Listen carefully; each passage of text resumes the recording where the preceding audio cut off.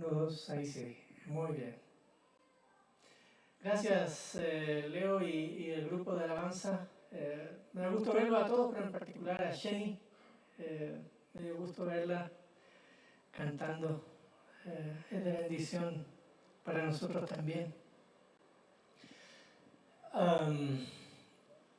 Qué privilegio tener nuevamente la oportunidad de abrir la palabra del Señor en el libro de Hechos y estudiar juntos. Una de las cosas que me fascina de Lucas en la manera en que escribe es como, no sé si han visto ustedes ese tipo de películas donde hay una escena donde se va desarrollando la historia y para en un punto y comienza la siguiente escena donde la otra historia había empezado y sigue avanzando hasta llegar a ese punto. Son como múltiples vistas que uno de repente, si no está siguiendo bien la película, se pierde en la secuencia porque una y otra vez vuelve a un punto atrás y de ahí siguen adelante, ¿no? Lucas hace eso en Hechos. Lucas nos contó en el capítulo 10 y capítulo 11 que Pedro había hablado en casa de Cornelio.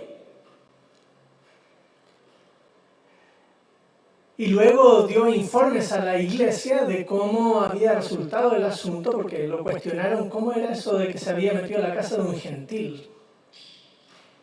Luego en el capítulo 12 hay una especie de paréntesis largo, hasta el versículo 19, para contarnos de asuntos de persecución de Herodes. Y luego la muerte de él en versículos 20 al 25, o al 24. Eso estuvimos viendo la semana pasada. Y termina el versículo 25 diciendo, y Bernabé y Saulo regresaron de Jerusalén después de haber cumplido su misión, llevando consigo a Juan, llamado también Marcos. Ese versículo nos retrocede la historia, porque la historia había comenzado en el capítulo 11, al final del 11. Dice que había habido anuncios por medio de profetas que vendría una hambruna en Jerusalén y los hermanos decidieron hacer una ofrenda y mandarla a Jerusalén. Y estaba contándonos eso Lucas cuando metió la historia de Herodes en medio. Y ahora al final del capítulo vuelve a retroceder a donde había quedado la historia, ¿no? Y dice que los discípulos pues juntaron la ofrenda y mandaron a los hermanos, y así lo hicieron mandándola a los ancianos por mano de Bernabé y Saulo. Entonces ellos llegaron a Jerusalén, entregaron la ofrenda, y luego el versículo 25, el capítulo 12, retrocede la historia a que ellos regresaron a Antioquía. En el capítulo 13 nos va a contar entonces qué pasa con Bernabé y Saulo, y va a dejar en pausa a Pedro. Pedro va a aparecer una vez más en el capítulo 15, en medio de la reunión del llamado Concilio de Jerusalén, y después ya no vuelve a aparecer. Pero el personaje Saulo, que comenzó al final del capítulo 8, con la muerte de Esteban, al final está... Ahí volvió. Okay. Al final del capítulo 7 se nos cuenta de la muerte de Esteban y ahí aparece Saulo en el capítulo 8. Iniciando, Saulo desea perseguir a los creyentes y luego en el capítulo 9 vuelve a retomar a Pablo Saulo todavía, yendo hacia Damasco y ahí donde se convierte al Señor, ¿no? Después brinca de nuevo y toma a Bernabé yendo de Antioquía a Tarso a buscarlo. Recuerden, todas esas cosas las hemos ido viendo a lo largo de las semanas. Y ahora está Saulo y Bernabé en la iglesia de Antioquía y Lucas comienza a hacer un giro en la historia. Los primeros 12 capítulos del libro han estado centrados básicamente en Jerusalén, salvo en el capítulo 12 que irrumpió, capítulo 11 y 12 con Antioquía, pero a partir del 13 va a cambiar el eje de la historia hacia el mundo gentil, hasta el final del libro que termina en Roma, desde Antioquía hasta Roma. Y claro, ya lo había anticipado, el Señor les dijo, y seréis testigos en Jerusalén, Judea, Samaria y hasta lo último de la tierra, que en el libro de Hechos es Roma. Ahí está nuestra historia. Capítulo 13, versículos 1 al 3. Voy a leer, dice así, leo de Biblia de las Américas. En la iglesia que estaba en Antioquía, ya sabemos de qué iglesia se trata, ¿no? Había profetas y maestros. Y luego viene una seguidilla de nombres. Vean, Bernabé, ese sí lo conocemos, Simón llamado Níger, Lucio de Cirene, Manaén, que se había criado con Herodes el tetrarca, y Saulo. Ahí también conocemos a Saulo. Es que hay 3 personas entre medio, Bernabé y Saulo. Mientras ministraban al Señor y ayunaban, el Espíritu Santo dijo, apartadme a Bernabé y a Saulo para la obra que los he llamado. Entonces, después de ayunar y orar, y haber impuesto las manos sobre ellos, los enviaron. Ya sabemos en 12:25 que Pablo y Bernabé han regresado a Antioquía y vuelven a lo que ya era un hábito en ellos. Ellos no eran simplemente Bernabé. Recuerden que Bernabé fue enviado por los apóstoles a Antioquía. Bernabé se da cuenta que necesita apoyo, va a Tarso, se trae a Pablo, pero no estaban solos. Dice que había profetas y maestros en la iglesia, un grupo de creyentes. Y miren la lista, qué interesante. 2 africanos, Simón llamado Níger. Níger era una forma muy diplomática de mantener el griego aquí porque sonaría muy feo decir en español Simón llamado el negro. ¿Sí? Eso quiere decir Níger. ¿Sí? Capaz que era moreno, no sabemos. ¿Sí? Y Lucio de Cirene. Cirene está en lo que hoy conocemos como Libia. ¿Sí? También en África. 2 africanos aquí en la lista. Manaén, que se había criado con Herodes el tetrarca, el tío del Herodes que mató a Jacob. ¿Sí? A Herodes el tetrarca. Lucas se nos cuenta de una mujer que participaba en el ministerio de Jesús, que capaz que era tía, mamá de él, Chuza, se llama el papá o el esposo de esa mujer, que estaban en el grupo de personas que servían en la casa de Herodes, o sea, un judío de Jerusalén. Tenemos a Saulo, que sabemos que es de Tarso, y Bernabé. ¿Se acuerdan de dónde era Bernabé? De Chipre. ¿Sí? Ajá. Así que tenemos una variedad multicultural aquí fabulosa. Profetas, maestros. Si reducimos al profetismo a la predicación, tenemos predicadores y maestros de distintos lados. Qué coincidencia con la iglesia, ¿no? Salvadoreño, chileno, mexicano, ¿sí? Guatemalteco, ¿sí? Una diversidad de lugares. Eso es lo que tenemos aquí, una escena multicultural de creyentes que ministran. Dice, mientras ministraban al Señor, versículo 2. Es curiosa esa palabra, ministrar, porque aparece solo 3 veces en el Nuevo Testamento. Y tiene que ver con lo que los sacerdotes hacían ante Dios. Los sacerdotes preparaban las ofrendas, las presentaban ante Dios, ¿no? En representación del pueblo. Y eso dice aquí que hacían, ministraban al Señor, los profetas y los maestros. Eso es lo que uno hace cuando sirve al Señor en la iglesia. No se sirve a sí mismo, sirve al Señor. Y la predicación, la enseñanza es una ofrenda para Dios. Interesante perspectiva de Lucas.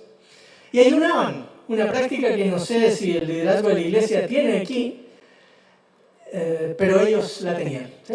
Ayunaban. Y es en ese contexto de un hábito de ellos es que el Espíritu Santo les dice, apartadme a Bernabé y a Saulo para la obra a la que los he llamado. Y luego, como ya sabemos, ellos ayunaban, y ayunar normalmente no era simplemente estas dietas que hay ahora de dejar de comer a ver qué tan fisiquín me vuelvo, no. ¿sí? No era eso, era un tiempo de abstenerse de alimentos para dedicarse a orar, ¿no?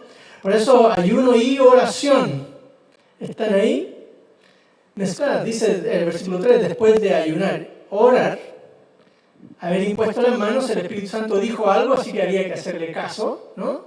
Imponer las manos en representación de estamos delegándote a usted y a ustedes lo estamos delegando para que vayan en representación nuestra a la misión que el Señor tiene para ustedes. Y los enviaron. Quisiera quedarme un poquito con la frase, la obra a la que los he llamado. Más adelante Lucas nos va a contar detalles que aquí no sabemos hasta ahora en la historia. Ya sé que la mayoría de ustedes sabe quién es Pablo y lo conoce como tal y es uno de los superhéroes de la fe, ¿no? Pero si vamos leyendo Lucas, hasta aquí Saulo es un medio desconocido, ¿cierto? No ha aparecido mucho, pero en realidad sí ha estado en la escena, solo que muy detrás de la escena. Y quiero que vayamos al capítulo 22, al final del libro, cuando está Pablo en Jerusalén, lleva otra ofrenda que él había estado recolectando con las iglesias. Recuerdan 1 Corintios, 2 Corintios hablan de esa ofrenda, Romanos también hablan de esa ofrenda. Pablo llega, lo apresan y él se tiene que defender. Y la primera defensa es esta, en el capítulo 22. Y ahí en la defensa Pablo va a contar algunas cosas que nos van a ayudar a entender este capítulo 13, por eso lo menciono. Pablo dice en el versículo 3, capítulo 22, 3 en adelante, leo: yo soy judío, nacido en Tarso de Cilicia, pero criado en esta ciudad, educado bajo Gamaliel. A Gamaliel lo vimos en el capítulo 3, por ahí, ¿recuerdan? Gamaliel diciendo, no lo estorbemos, a ver si es voluntad de Dios. Si esto es voluntad de Dios, va a seguir, si no, ese Gamaliel, es este Gamaliel. En estricta conformidad a la ley de nuestros padres, siendo tan celoso Dios como todos vosotros lo sois hoy, y perseguí este camino hasta la muerte, encadenando y echando en cárceles tanto a hombres como a mujeres. De lo cual pueden testificar el sumo sacerdote, todo el concilio de los ancianos. También de ellos recibí cartas para los hermanos y me puse en marcha para Damasco con el fin de traer presos a Jerusalén también a los que estaban allá, para que fueran castigados. Y aconteció que cuando iba de camino, estando ya cerca de Damasco, como al mediodía, de repente una luz muy brillante fulguró desde el cielo a mi derredor. Y caí al suelo y oí una voz que me decía, Saulo, Saulo, ¿por qué me persigues? Y respondí, ¿quién eres, Señor? Y él me dijo, yo soy Jesús, el Nazareno, a quien tú persigues. Y los que estaban conmigo vieron la luz, ciertamente, pero no comprendieron la voz del que me hablaba. Y yo dije, ¿qué he de hacer, Señor?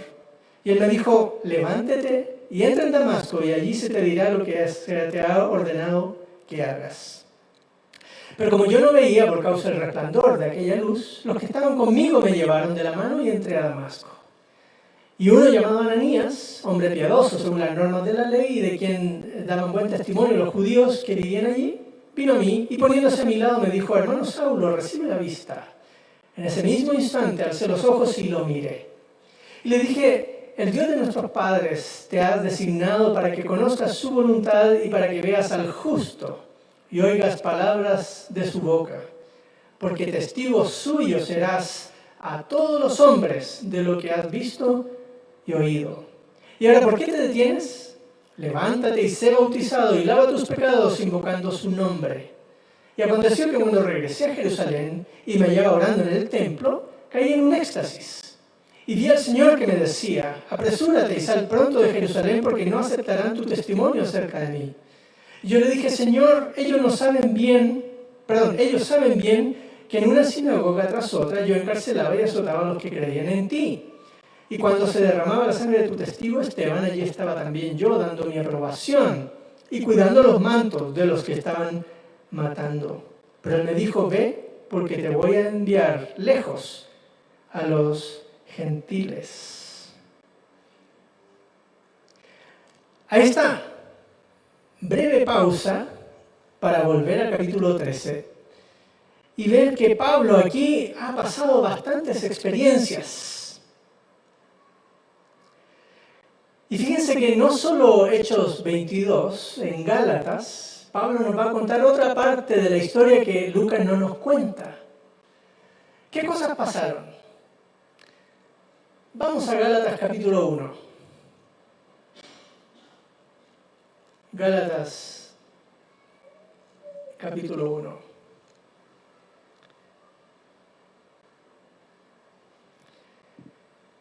Versículos 15 en adelante, dice: pero cuando aquel que me apartó del vientre de mi madre y me llamó por su gracia tuvo a bien revelar a su Hijo en mí para que yo le anunciara entre los gentiles, es lo que acabamos de leer, ¿no? Que le anunciara entre los gentiles, no consulté enseguida con carne y sangre, ni subí a Jerusalén a los que eran apóstoles antes que yo, sino que fui a Arabia y regresé otra vez a Damasco. Esa parte de la historia no la sabíamos, porque Lucas no la cuenta en Hechos. Luego dice: entonces 3 años después subí a Jerusalén para conocer a Pedro y estuve con él 15 días, pero no vi a ninguno otro de los apóstoles sino Jacobo, el hermano del Señor. En lo que os escribo os aseguro delante de Dios que no miento. Después fui a las regiones de Siria y Cilicia, o sea, Tarso desde ahí, ¿sí? Pero todavía no era conocido en persona las iglesias de Judea que eran en Cristo, sino que solo oían decir: el que en otro tiempo nos perseguía, ahora predica la fe que un tiempo quería destruir, y glorificaban a Dios por causa de mí. Y vean el capítulo 2, 1. Dice: entonces, ¿después de cuántos años? 14 años. Probablemente después de 14 años de su encuentro con Jesús en Damasco. Subí otra vez a Jerusalén con Bernabé, llevando también a Tito. Lucas no nos cuenta que Tito iba en el paquete, ¿no? Pero aquí se nos cuenta, ¿no? Y tuvo una conversación un poco más larga con los apóstoles. Y bueno, capítulo 13 de Hechos.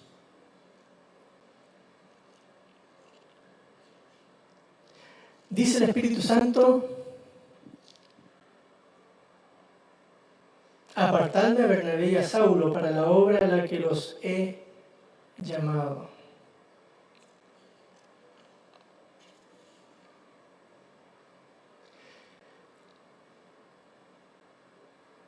Y claro, dicen que llevan juntos con ellos a Juan Marcos, que luego va a aparecer más adelante en la historia.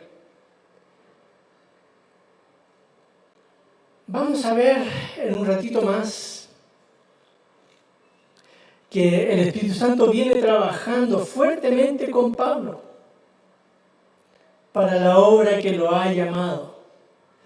Ahora vamos a leer los versículos 4 al 12, vamos a conocer un poco más de la historia, pero ya tenemos un panorama. Ese Pablo que está aquí en el capítulo 13 no es un recién convertido que está medio sirviendo al Señor y lo mandan a las misiones. No, ¿sí? Es alguien que ya lleva ratos haciendo distintas cosas. Otra cosa importante es que Pablo y Bernabé llevan hace rato anunciando el Evangelio y enseñando. No es que lo que van a hacer es algo que nunca habían hecho. Lo que van a hacer ahora más bien es: el Espíritu Santo lo lleva de lo conocido a lo desconocido. Les amplía su campo de misión. En vez de solo anunciar el Evangelio y predicar en las regiones alrededor de Antioquía, ahora los está llevando más allá. Versículos 4 al 12.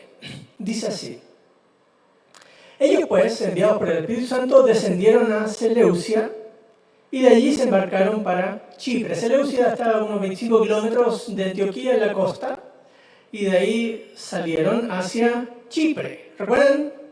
Bernabé es de Chipre. Así que como que iban a la casa de Bernabé, ¿no? Llegados a Salamina, que es la isla de Chipre, una isla larga, por cierto, 250 kilómetros de largo, llegaron por el lado oeste, en la costa, y de ahí se fueron caminando. Dice: llegados a Salamina, proclamaban la palabra de Dios en la sinagoga de los judíos y tenían también a Juan de ayudante. Después de haber recorrido toda la isla hasta Pafos, Pafos queda al otro lado, al este, es la cabeza de la isla, ahí está el gobernador, procónsul, ¿sí? 250 kilómetros. ¿Cuánto demorarían ustedes caminando 250 kilómetros? Enseñando cuántas sinagogas se les cruzaba por delante. ¿Sí? Vean que Lucas está apurando la narración. No nos dice después de 3 meses de visitar la sinagoga, no, nos cuenta sin decir fechas. Y estaban ahí en Pafos, encontraron a cierto mago, un falso profeta judío llamado Bar Jesús. Curioso porque Bar Jesús, Barnabás, ¿sí?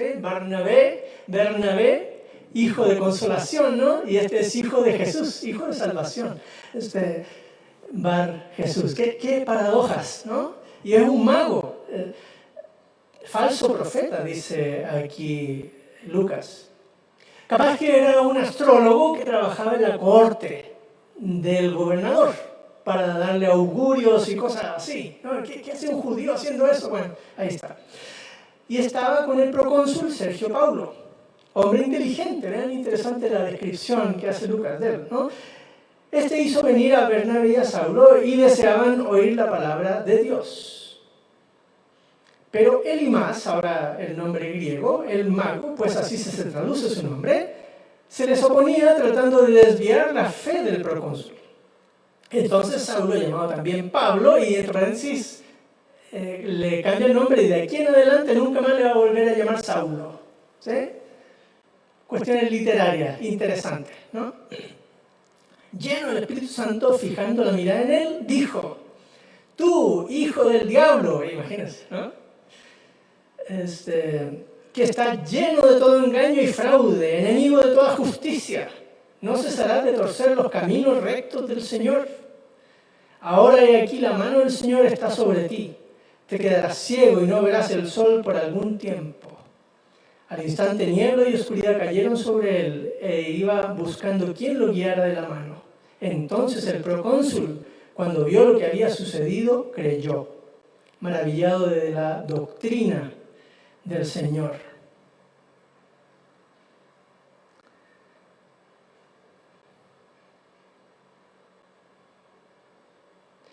Lo que vemos en esta escena, aquí es a Pablo ya un hombre maduro, lleno del Espíritu Santo, conocedor de las Escrituras, confrontador del diablo, representado aquí por Bar Jesús o Elimas. Pero el proceso comenzó no en 13:1 al 3, apartadme a Saulo y Bernabé para la obra que los he preparado. La obra que los he llamado venía siendo desde temprano. Pablo dice que el Señor lo apartó desde el vientre, ¿no? Así que Pablo ha pasado por un proceso formativo a través de su vida. Llevó años de preparación. Años. ¿Sí? Luego Lucas nos seguirá contando de ese proceso porque se embarcarán a la Anatolia, ¿sí? Llegarán al sur de Galacia, donde Pablo hará la fundación de las primeras iglesias ahí de la zona, que seguiremos viendo. La más importante en la narrativa de Lucas es la de Antioquía de Pisidia. Pero algo me deja de reflexión toda esta historia. ¿Alguna vez ustedes se han preguntado qué es lo que Dios está haciendo conmigo? ¿Por qué vivo lo que vivo?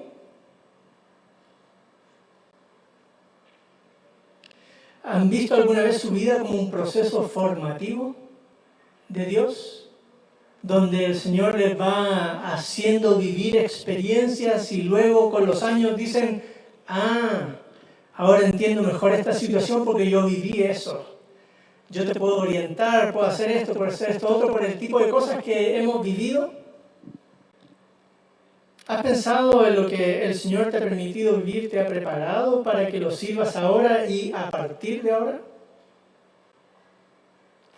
En el caso de Pablo, el Señor lo hizo nacer en un ambiente gentil. Él nació en Tarso. Y él va a decir en una de las historias, después del capítulo 23, 24, que él, porque nació en Tarso, es ciudadano romano. Y eso le permitió ir por todo lo del imperio sin necesidad de tramitar visa. ¿Sí? Estaba en el espacio Schengen de una vez. ¿Sí? Así le llaman ahora al trámite que uno tiene que hacer para entrar a Europa, ¿no? Él tenía la visa de una vez. De adolescente, ¿cuánto habrá sufrido Pablo? ¿Yo por qué tengo que ir a Jerusalén? Yo quiero estar con mi amigo, mi papá. No, lo mandaron a Jerusalén a estudiar para ser rabino. Y estuvo con Gamaliel. Gamaliel era un rabino muy importante en Jerusalén y él lo formó.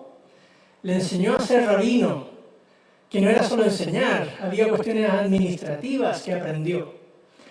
Pasaron como 15, 18 años de formación en ese proceso.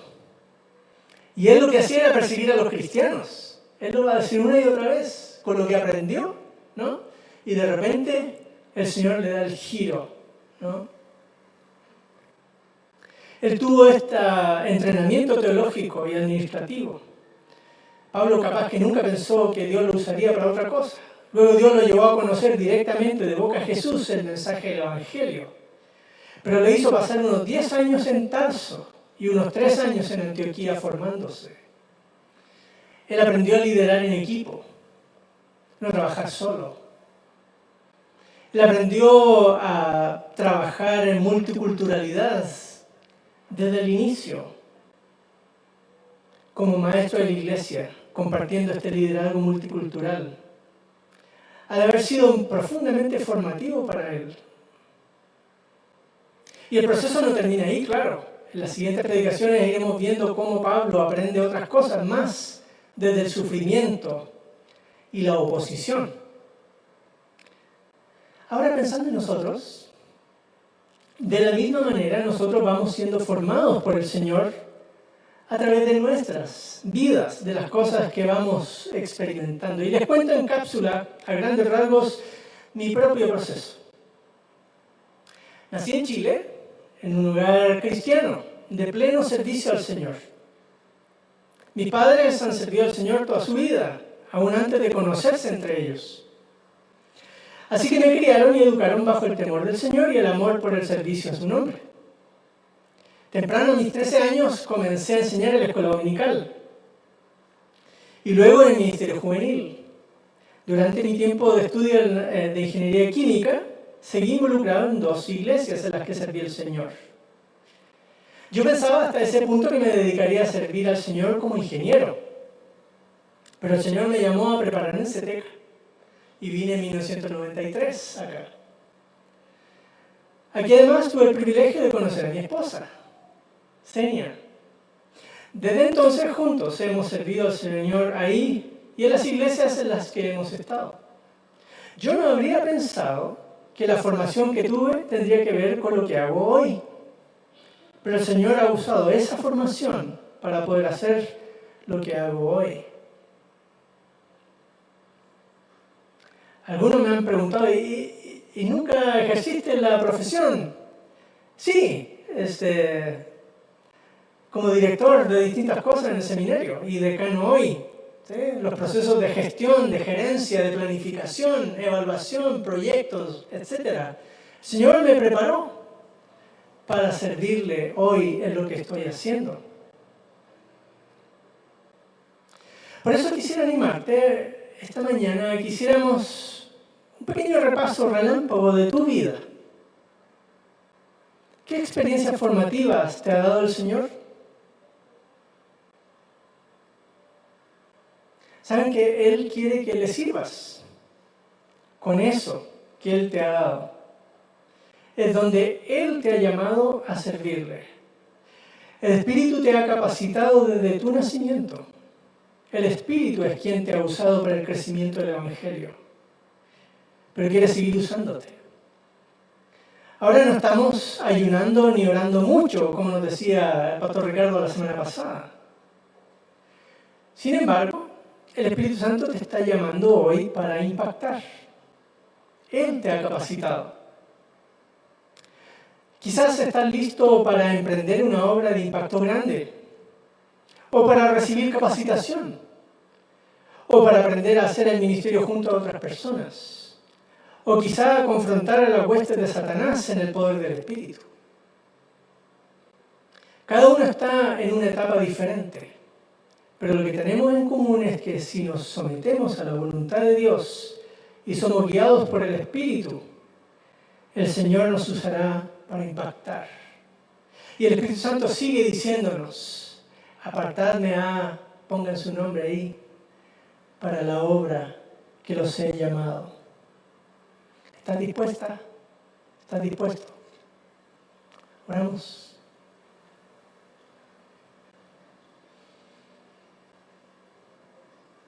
Gracias, Señor, por tu palabra, porque nos enseñas que tu Espíritu sigue llamándonos para impactar. Pero no parte de cero. Tú, oh Dios, nos has preparado. A través de toda nuestra vida, las distintas experiencias que nos has permitido vivir, las alegres y las tristes, las fáciles y las desafiantes. Señor, tú nos has preparado y quieres que seamos siervos y siervas tuyas que impactemos en donde sea que estemos. Tu Espíritu nos está llamando y queremos obedecer a esa voz. Ayúdanos, Padre, en el poder de tu Espíritu para la proclama del Evangelio de nuestro Señor Jesús. Amén. Que el Señor les bendiga.